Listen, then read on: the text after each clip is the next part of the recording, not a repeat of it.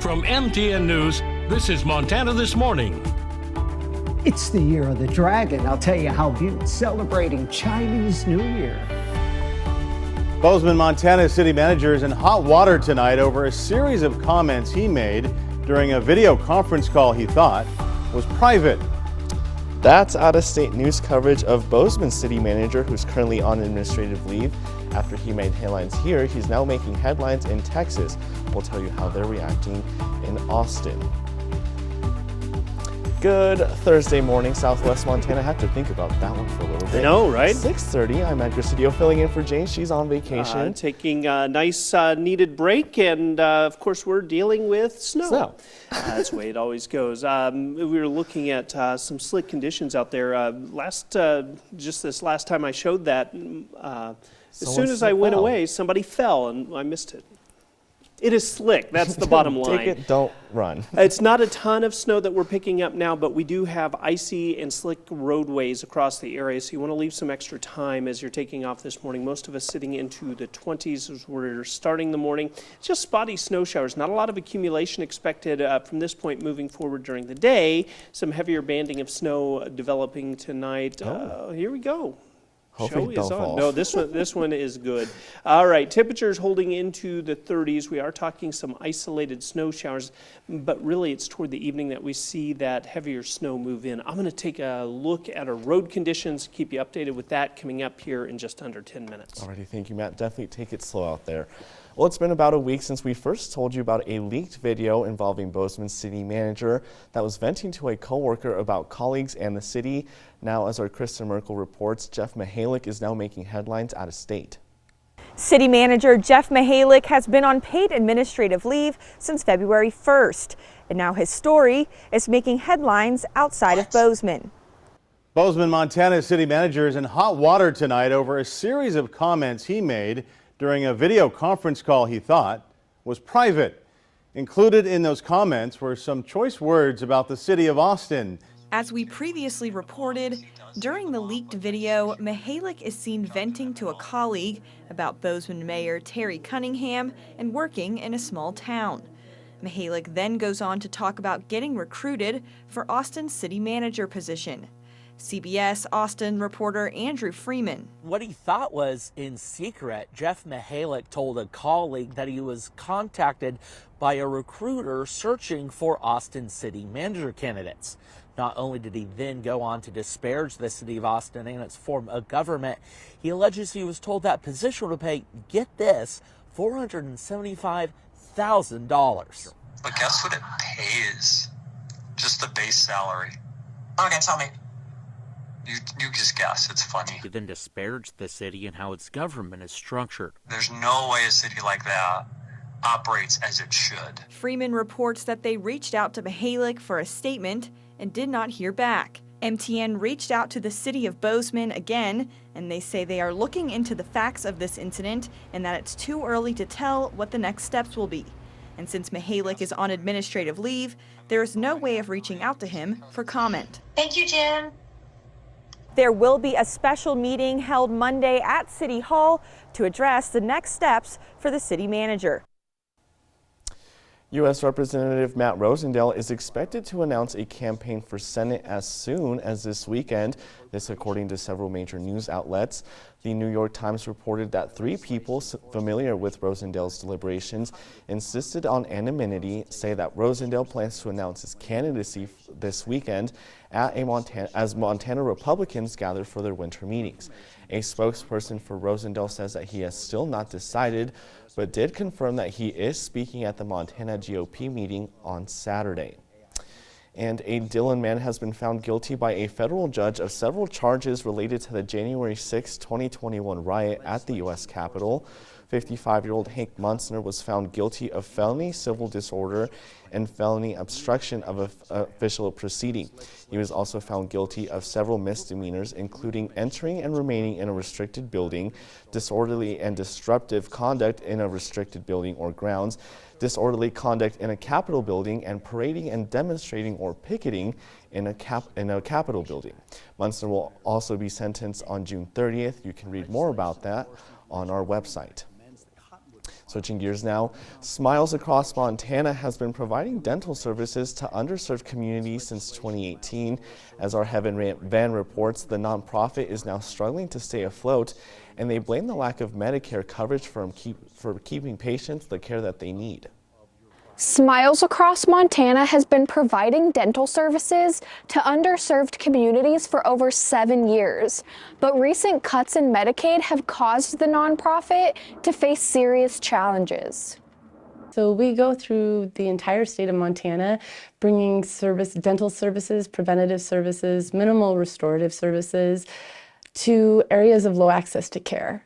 Crystal Spring, executive director, says the team covers 5 tribal nations in Montana and visits rural areas with their mobile unit where services are most needed. Last year, 2023, was our biggest year yet. We served over 6,000 patients last year. Any given day, we can have 3 to 4 clinics going on at a time in different areas. Smiles relies heavily on Medicaid insurance, but as many people fall out of coverage due to the post-COVID redetermination process, the nonprofit is struggling to meet needs. I feel like, the carpet was kind of pulled out from underneath us, and I know that across the state, a lot of dental offices are experiencing the same thing. Officials at the DPHHS explain that the redetermination process is a standard annual event, but COVID postponed eligibility redetermination for nearly 3 years, catching many off guard once they were dropped. They comment, "This process has meant ensuring the most vulnerable have access to the resources they need while also protecting taxpayer resources from intentional or unintentional program abuse." DPHHS says residents may still be eligible to receive medical benefits, and despite barriers to applying, Smiles hopes they can get the word out to patients who lost care. What is at stake is first, we'll have to stop going to a lot of the areas where it's just too expensive to travel to. We've had to create a waiting list right now for a lot of our uninsured, and that's been really hard on a lot of our providers, but we're partnering with a lot of different groups to just really bring awareness around it and to get kids signed back up. Visit our website to see how you can help. In Bozeman, Heaven Van, MTN News. Heading to the mining city, a beast will be wandering through Uptown Butte this weekend, but fear not, this creature brings good luck, as our John Amy tells us how Butte will celebrate the Year of the Dragon. It's the Year of the Dragon, and appropriately, Butte's very own dragon will be leading this year's Chinese New Year parade through Uptown Butte, known as the shortest, coldest, and loudest parade in Butte. So, you ready, big guy? Easy. It's cool. Easy. It's the Year of the Dragon. Dragons are charismatic, intelligent, and courageous. For almost 30 years, Butte has been honoring the city's Chinese history by hosting the parade in which the dragon gives a blessing of good fortune to several businesses in Uptown, and people are encouraged to make noise to scare away evil spirits. Make lots of noise, so bring pots and pans and lids and things to make noise with. The parade recognizes the Chinese contributions to Butte history. There were somewhere around 1,100 Chinese in Butte providing all kinds of services. There were, besides the laundries and the mercantile and the restaurants, at one time there were 9 noodle parlors here in Butte. Children are invited to make their own dancing dragons at the Butte Public Library this week in honor of Chinese New Year. This is great because, you can learn at home and then you can come and appreciate it. And then, you have something to bring to the parade to go along with the gigantic dancing dragon. In the meantime, the dragon is on display in the rotunda of the Butte Courthouse. Last year, half the country watched the Super Bowl with 115 million Americans. It was more than double that than those who watched it back in 1990. But that kind of viewership doesn't just happen. It's created a symbolic relationship between our country and the NFL that spans more than 100 years.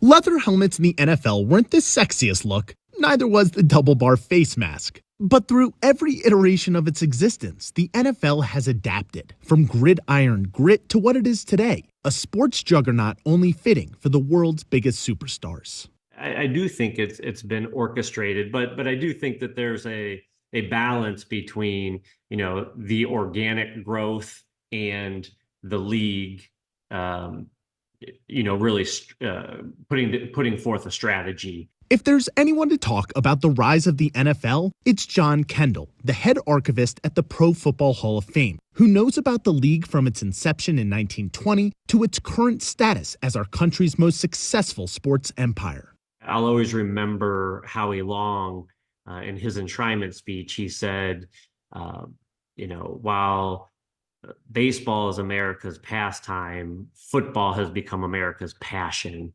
And I think that really resonates with me because, you see a certain type of passion from the fan base in football that you don't necessarily see in some other sports. We can trace the true rise of the NFL back to the 1960s when TV pushed it to the masses. There were short spurts of intense action, followed by breaks that allowed commentators to analyze what just happened and opine on what might. It's why last year, the NFL made up 93 of the top 100 broadcast programs according to Sportico. Monday Night Football brings sports, and specifically pro football, into prime time. The success of that series was unprecedented and groundbreaking. It brought football to an entirely new audience. Today, there's Sunday football, Monday night football, Thursday night football, and during the late part of the season and playoffs, Saturday football. There are also games in London, Mexico City, Germany, and next year, Brazil. It's taken what used to be a uniquely American sport global as it appeals to more than just men. 40% of the NFL's audience any Sunday is female. And that was part in the 70s of this unprecedented move of women into sports, not only as athletes because of Title IX, but as coaches, administrators, journalists, and spectators. On Sunday, that will all be on display as hundreds of millions of people around the world tune in for sport, ads, and Taylor Swift. Sorry, had to put that in there. Dan Grossman, Scripps News. Was not expecting that Taylor Swift in there. All right, and don't forget you can watch the Super Bowl right here. It starts at 4. Kickoff is at 4:30. We're going to take a quick break. Matt has your quick forecast.